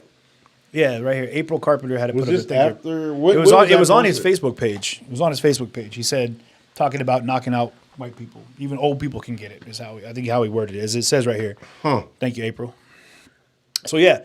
That being said, I mean, but does that mean that what he did was racially motivated, or was he just saying something like, I don't like white people, Did he go out there because he was looking to hurt white people?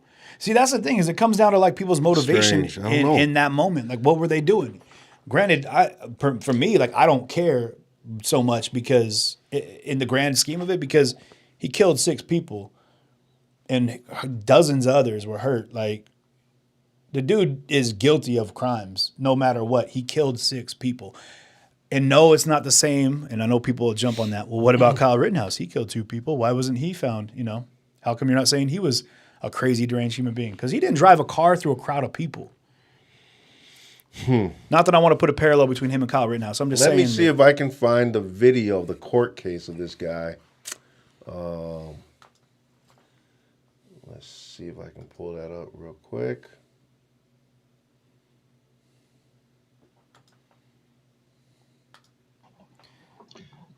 This is case number 21 CF 1848, State of Wisconsin versus Darrell Brooks.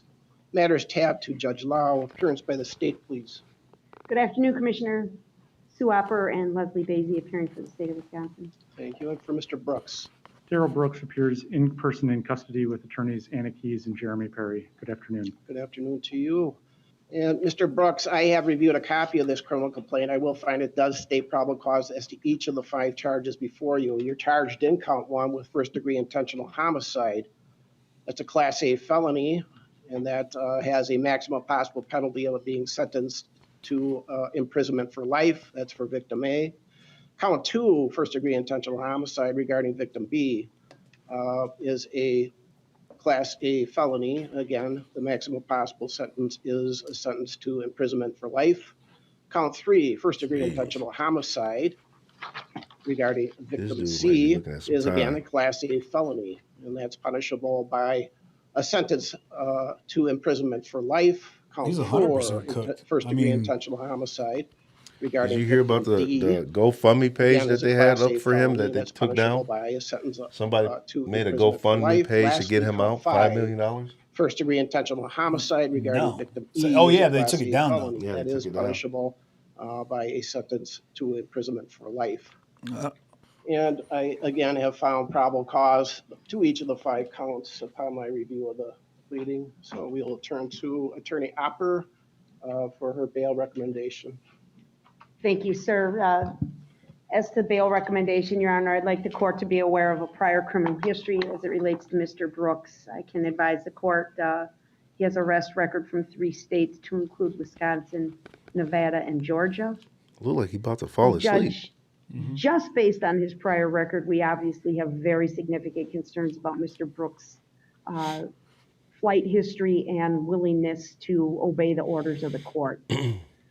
But we have to factor in, obviously, the allegations in this case as well. And obviously, I don't need to state Mr. Brooks is facing 5 consecutive life sentences if he's convicted on all counts in this complaint. I wish to notify the court sadly that today we learned of another death of a child related to this case. We do expect a 6th count for first-degree intentional homicide to be issued or added, to this case.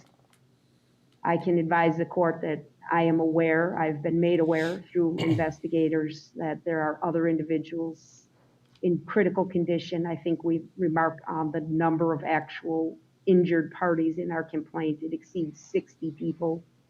60. With that, man, I will. This dude just. They're saying He just mowed people down. and then that could be the thing. He could go for the insanity plea too. That could be his. That should be what he need to go for. Doing this for almost 40 Because years. I don't know how else you can spend Do it. they have the death penalty? And I don't know I don't enough think here. Wisconsin has a death penalty. 17, 18 years. Somebody correct me, but both in Milwaukee. do Wisconsin have a death penalty? I don't think so. Yeah, in the comments, anybody want to let me know? Like, is there? I don't believe there This is. offense is shocking. What about Actually, the Illinois? detail I was not I don't know. expecting Illinois, I here think, today, does. That two detectives, not lay people, detectives. Not Cake only tried to sandwiches for stop life. this, Nancy, what? Someone said rendered cake an sandwiches for opinion that life. This was an intentional act. Nancy Drew said There's no an death innocence penalty here. in Wisconsin. No doubt. Yeah. But that's what the allegations That's are. what Liz, And I Ranger haven't Cook. seen Thank you. Yeah, anything no death penalty. Like this in my But these are one of those horrific acts that when you look at it, like there's no seems to two be a ways very to strong like. case for the state. I don't care what Like color with you the are. I incarceration, don't which is care the other aspect where of you bail. what your It's situation absolutely was that you morning, are what you had found for guilty of breakfast, any one of the these. argument I'm you all got guilty into of with your them. boss or with your It's a girlfriend or with your life imprisonment boyfriend or sentence you that know must be your meted dog, out. ripping up your favorite pair of shoes. have I no don't care problem. what your I just- day was. With that bail, You just destroyed. extraordinarily high. You but killed it's an 6 people. extraordinarily And big how many case. families did It's you an rip up? That was extraordinarily terrible. And going to that vigil, man. serious Like, Terrible, case an terrible. entire city was out with an there. extraordinary I mean, Yeah. history. I mean, we both were streaming that night. Yeah, you were. Yeah. So it was packed. You felt that, right? You felt how that was. I mean, Oh man, that was one of the He- hugest he did visuals that. I've ever been to. this guy, he did that. So I can't even. When I was doing the first feed on that, I couldn't even look at his picture. I was just furious, even just seeing the guy's Natasha face. Meyer said, "If no death penalty, life without So parole." I know that that's extraordinarily high bail. It's warranted here, and I am setting cash bail in the amount of $5 million. I'll say something positive though about again what I've seen not just in Kenosha but in now Waukesha was the amazing resolve of the community and the people that have rallied around the families that were hurt and the people that died and their families. The fundraisers, the overwhelming support that just keeps coming in. Football players are going to pay for all of the funeral services. Like you've got these gestures from people and the whole world looking. And I think that people are now seeing that like, yeah, it's a horrific act, but hopefully we can see like, all right, cool, but we're gonna heal from that. I saw that in Kenosha the whole time. I saw that even in the signs that were put up, Kenosha strong, but like love lives here. Things that were replacing signs that said things like children live upstairs. What event were you at just recently where you guys were doing a fundraiser for Waukesha? It was the Oak Barrel Public House. If I'm How much did they raise for the? A little over $10,000. Was for just a couple hours. Okay. It was an That was in amazing Milwaukee event. here? Yeah, it was right here in Milwaukee. Yeah, right downtown. Yeah, that was a very cool event. They did a really good job there, and it's just impressive to see that people, are coming together thereafter. You know what I mean? It's not going to just go unnoticed. It's not going to be unrecognized. It's not going to be unmemorialized. But in the wake of that, I feel like people are really coming to a place where they're looking to find something better, to do better, Okay. Let's. Nancy Drew over here on your feed says, conspiracy theory number 1, Tucker Carlson paid that guy to fan the flames of Fox's race war. Man, you just hit on so many levels. I wouldn't put Tucker past it. Man, I tell you what, dude. Like I said, like that's the guy that got me started in streaming. Really? Yeah, I watched one of his feeds about what was happening in Seattle, and I was like, that's not true.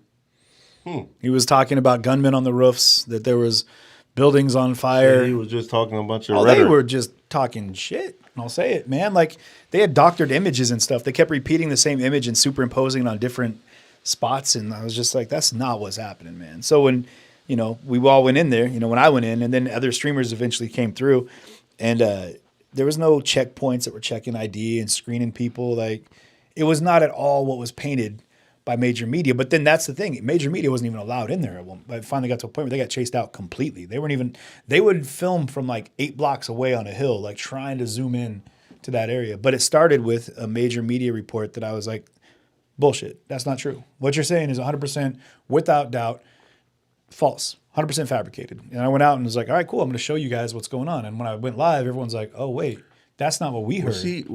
Was he independent at that time? Was he just a streamer, or was he with a media company at that time? Tucker? Yeah. Oh, he was. I don't really know his background. Oh, he was definitely on the desk. He was the Tucker Carlson of Tucker Carlson. Yeah, he's definitely. All right, so let's wait. What is? I got a feeling he said something funny. Or Tucker Carlson has been embedded in this SHIT all along. His reporter was with Rosenbaum when he died. Is that true? That's news to me. And Tucker was with Kyle and his defense team from day one. Interesting. I don't know. I don't know about that. I don't know. But that is new information. I never heard it before, but who knows?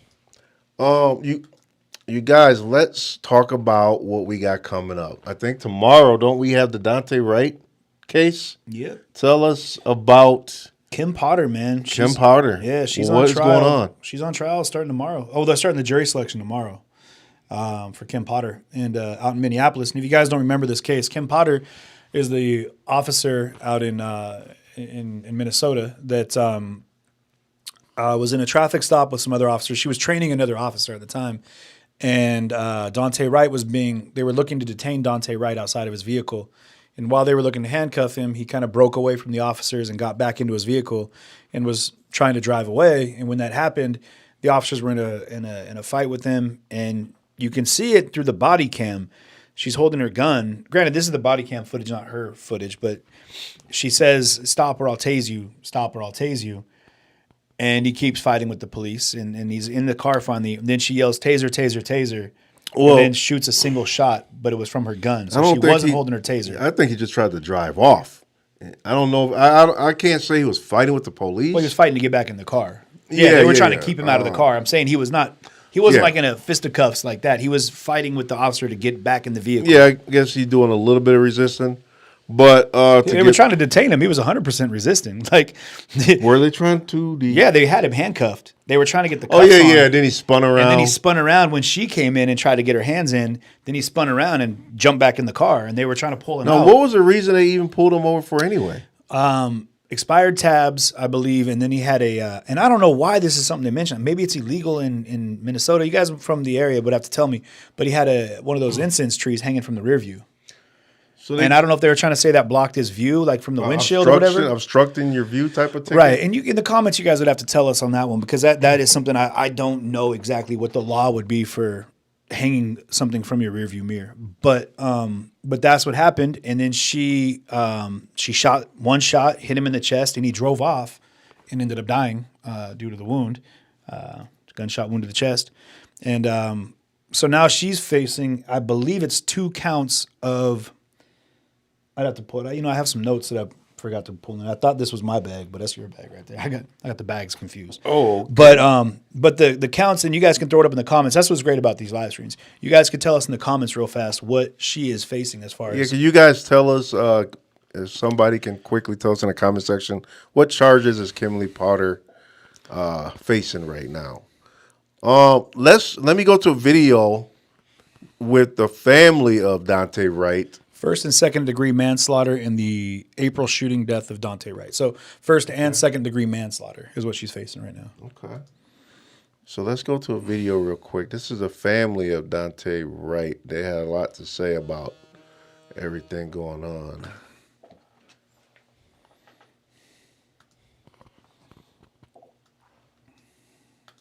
For the right family, Jeff Storms.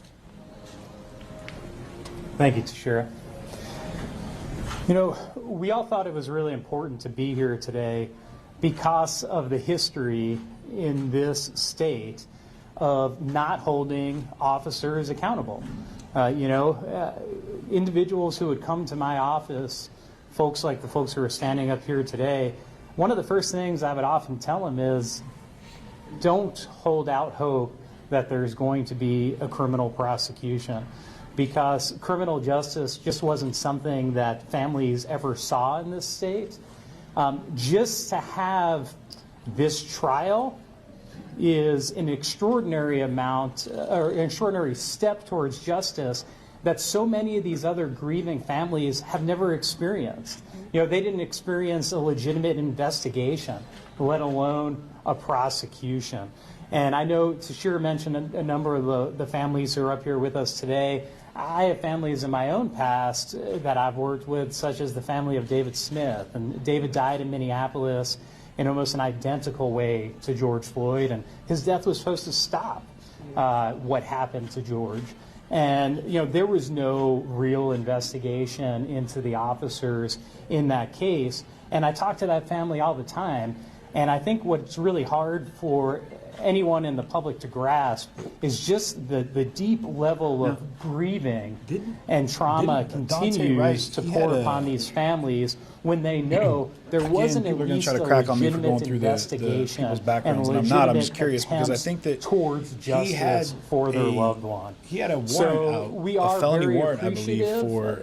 But this is In the comments, you guys will have to help me out here, but I believe that he had a felony warrant out for a gun charge for shooting somebody, if I remember right. Minnesota is going to be I remember hearing he had shot somebody in the head, if I remember correctly. What? Yeah. Read all this.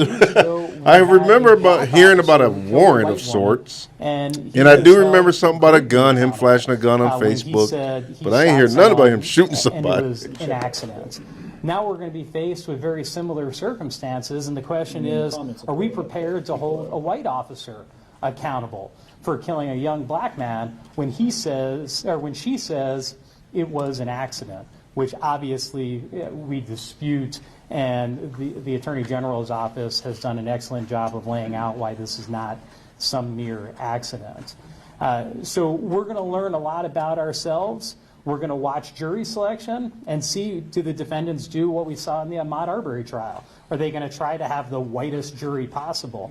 But even if that's the case, if there is a white jury, is a Minnesota white... Stop right there. I heard it. What do you think about that? The whitest jury possible. What does that even mean exactly?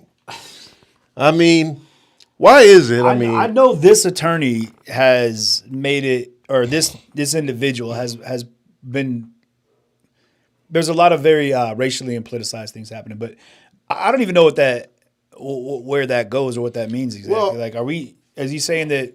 Well, I mean, he is kind of making a good point because check it out. Lay it on me. Ahmaud Arbery trial. I think it was one black person on the jury. Okay, a lot. Kyle Rittenhouse trial. I don't even think there was a black person. It was a Hispanic, and the rest were white. So my question is this: how is it that on these kind of cases where you have these crimes of black people being killed by cops or whatever, where are the black jurors?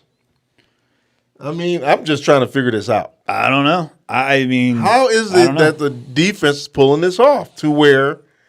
I mean, I don't know, because I mean, if you look at the Dante, or not the Dante Wright, but the Ahmaud Arbery case. I mean, like you said, there wasn't really any black jurors on that in that jury, but they all got hit with murder charges.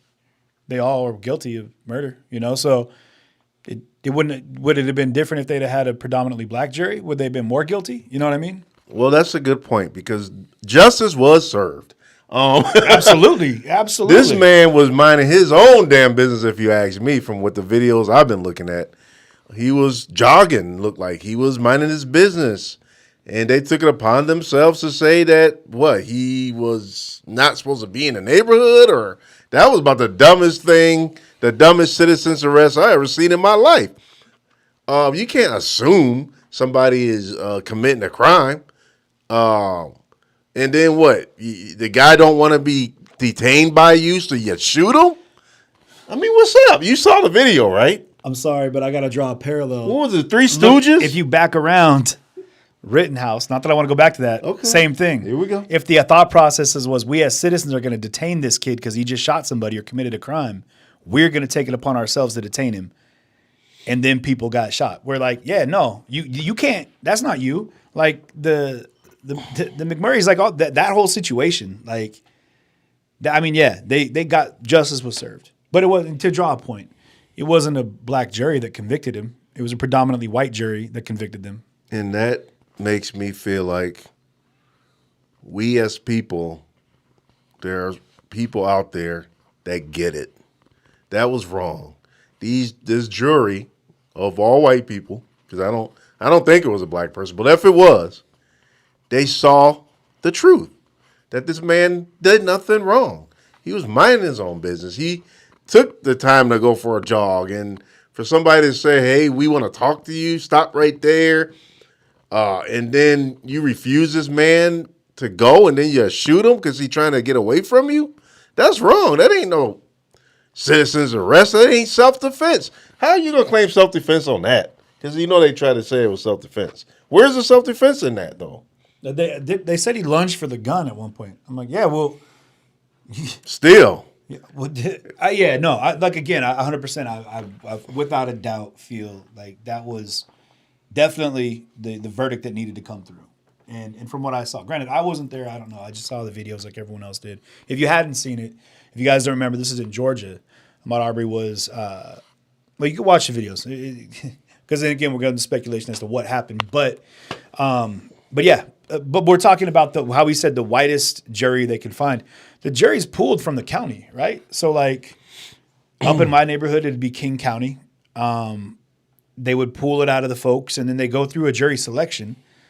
And the prosecution, like they had in the Rittenhouse case, they had 20 jurors and they had 8 alternates. Both prosecution and defense were able to choose 4 jurors that they could veto and remove, and a couple where 2 were removed. But again, I don't think you could just sit and say they're going to cherry pick the white or the black ones, because that jury in Kenosha was from Kenosha County, right?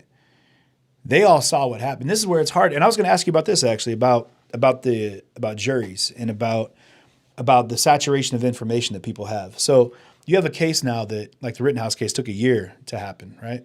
You mean as far over as a year to see the court, to see his day in court? Right. So anybody that was on that jury had probably watched, I guarantee, probably 10 times more video on the shootings than I even had, and I was there because it was in your face at all times, right? So are you really ever going to get an unbiased jury, or do you really have to just realize that, yeah, suck it up, people are going to have their own feelings, but the letter of the law is the letter of the law, and we're going to have to figure it out there in the jury room. And that's tough because you could get a hung jury. They could still go for mistrials with prejudice, without prejudice. The grand jury could come in. DOJ. I mean, there's all these other things that could happen. Man, I couldn't believe when Casey Anthony walked free after killing her little baby girl. I don't know if you remember that story, but out in Florida, where her daughter was missing and she lied to the police for weeks.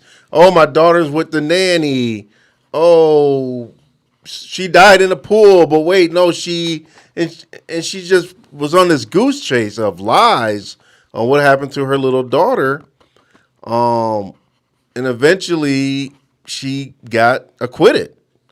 But what was so strange about her story was that her mom is the one that claimed that her grandchild was missing. Her mom called because she smelled a weird smell in the trunk of her car. And it was like, something smells weird in her trunk, and I don't know where my granddaughter is. And so Casey Anthony took these cops on a goose chase and said she worked at Disney World, and she didn't work there. But that case was so, to me, closed and shut, but she got acquitted, and she didn't even didn't do any time. And she clearly killed her, had something to do with the death of her daughter. And that just really pissed me off. But yeah, I can't, sometimes I just can't believe the system. I mean, you put people like that hurt children in the way, like out in there, and it's gonna be a tough. You got a long road ahead of you to try to convince me that that the full leverage of law shouldn't be like completely dropped on people's heads that go out and seek to hurt children and do atrocious things that This is like the purest and weakest of us all. You know what I mean? Should be protected by the groups of us, by the strongest and most like decorated of us all. However the quote may go, like that's how it should be, right? But let's go to the verdict real quick of the Ahmaud Arbery trial, Arbery trial, and let's see what that was like for these guys. This is a CBS News special someone report in my, on but people are. I got some folks mentioning. The jury in Georgia has reached a verdict in the Ahmaud Arbery murder trial. But people are talking about the. Gregory That'd be and interesting. Travis We'll talk about that McMichael later, guys. And About a neighbor, William about Roddy the opening Bryan, vaccinations now chased to down children. Arbery, a 25-year-old black man, and shot him to death in February of 2020. The men say they suspected Arbery of burglaries in the neighborhood and chased him in a truck to detain him for police in a citizen's arrest. But prosecutors said the men started the conflict. The verdict is about to be read. Let's listen in. All right, ladies and gentlemen. See, I like this judge. To me, this was a very obviously non-biased judge. He did his job as he should. He just felt so neutral. I don't know. I just did not feel that way with this other judge in the Kyle Rittenhouse case, but that's just my opinion. He was a very animated judge. He definitely wasn't animated. I would watch a Judge Schroeder show. If he had his own TV show, I'd watch it. Please don't. I'd watch it. He kind of was saying doing weird things in that trial. Saying the joke about the Chinese and the Chinese food taking too long on the port of the water or whatever, that was bad taste. That guy, he's 75 years old, man. That guy, I'm sure he was probably pulling back on some of the things that he could have been joking about. Because that guy, I'm sure, is. If you think about it, man, someone that age, I'm going to go ahead and address each one of these verdict forms like separately. The changing of the guard, if First you will, verdict form I have is the state of Georgia versus Travis civil rights McMichael. movement as it is today. You know what I mean? Like they've seen Yeah, it from. I mean, from the jump. You know what I mean, they've been around. Verdict is as follows. Yeah. In the Superior Court of Glenn County, state of Georgia, the state of Georgia versus Travis McMichael, case number CR 000433. Jury verdict form. Count 1, malice murder. We, the jury, find the defendant, Travis McMichael, guilty. I'm going to ask that whoever just made an outburst be removed from the court, please. Okay.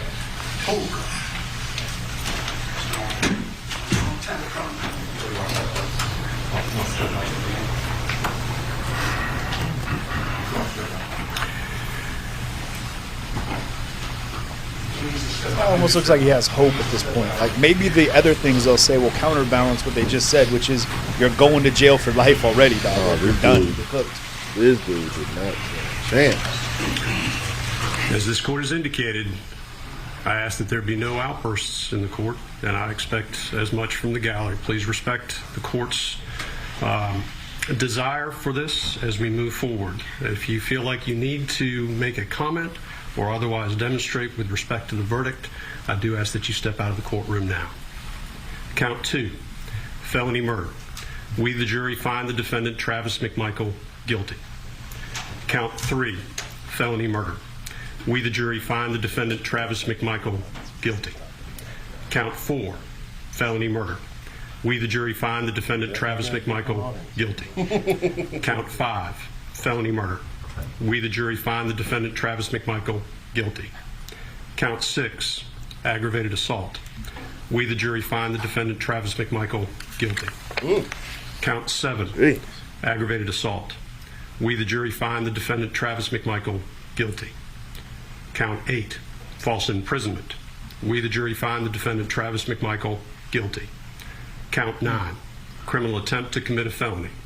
We, the jury, find the defendant, Travis McMichael, guilty.